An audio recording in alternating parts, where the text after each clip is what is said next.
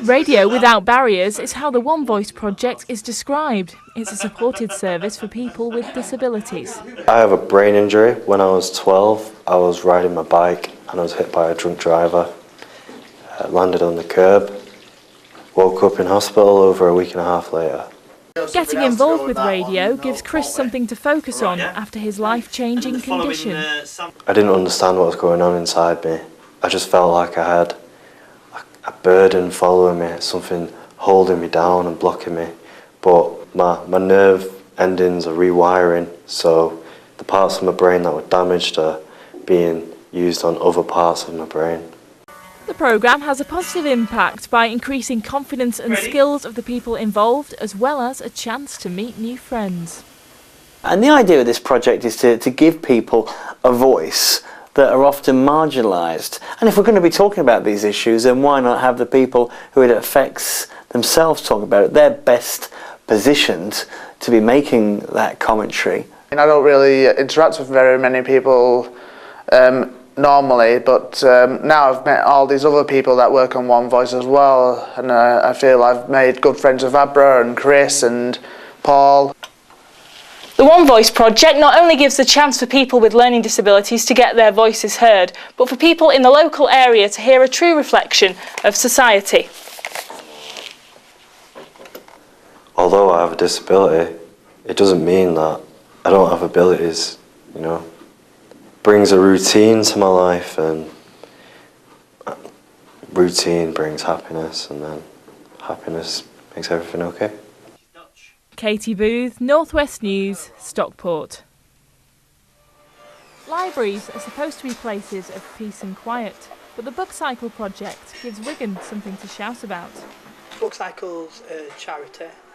The main aspect of it is that everything's donated itself, so all the books around us have been donated by the public, so it's not like a library as such, but it operates in the same way. In some respects, people say we're better than a library, which I think is we're getting people's personal collections as opposed to the list of what's most popular at any one time, which is obviously how libraries work.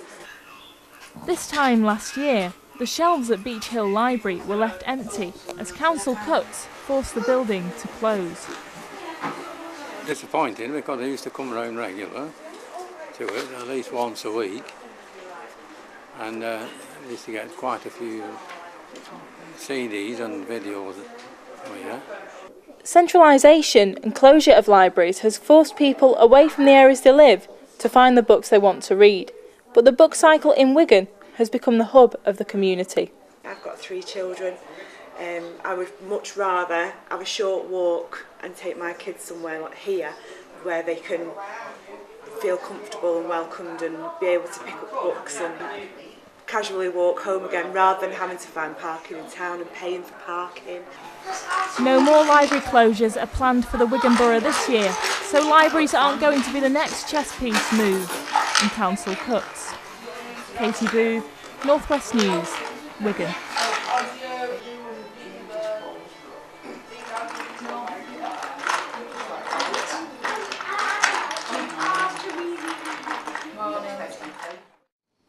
Life goes on after London 2012, but despite being a Paralympic sport, bocce is still relatively unknown.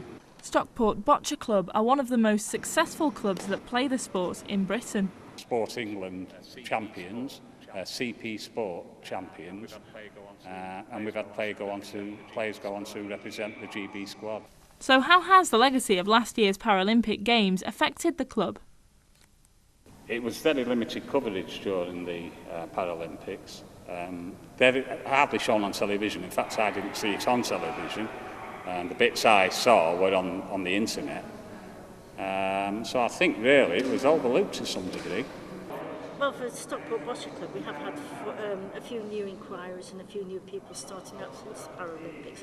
I think it's shown that there is a sport that disabled people can do, and I know that more money from the government has gone into bocce to encourage it from the grassroots level upwards.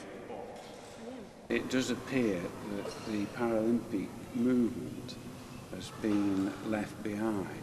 Despite the legacy of London 2012, bocce seems to be the forgotten sport of the Paralympics.